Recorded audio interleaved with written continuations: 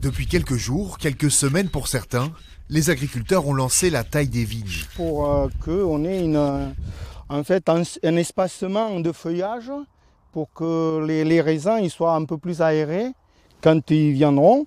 Autrement, ça ferait un peu de n'importe quoi, des petits raisins, des raisins qui ne sont pas très jolis. Et voilà. Une étape indispensable dans une période délicate pour les producteurs. L'hiver, ils vendent moins et doivent dépenser beaucoup pour entretenir leurs vignes.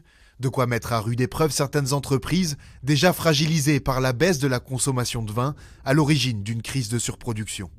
Et cette surproduction a fait baisser les cours et a amené vraiment une rémunération très basse pour beaucoup de vignerons.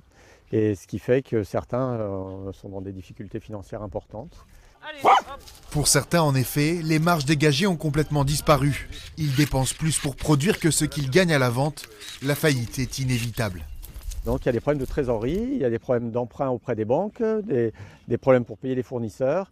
Et donc certains ont préféré arrêter. Et c'est assez terrible parce que beaucoup sont nés dedans. Arrêter d'être vigneron, c'est quelque chose de très dur et vécu humainement de façon très difficile. Des faillites malheureuses, mais qui auraient pu assainir le marché. Dans le Gard l'année dernière, on a produit environ 10% de moins que l'année précédente, mais le marché est toujours saturé. On pensait que les marchés allaient reprendre, les prix allaient monter, et c'est pas du tout ça en fait. Moi je suis installé depuis 92 et j'ai jamais été dans des situations aussi compliquées au niveau de trésorerie. On calcule pour payer. Moi j'ai pas fini de payer mes produits phyto de l'année 2024. Et voilà, c'est très tendu, c'est très compliqué.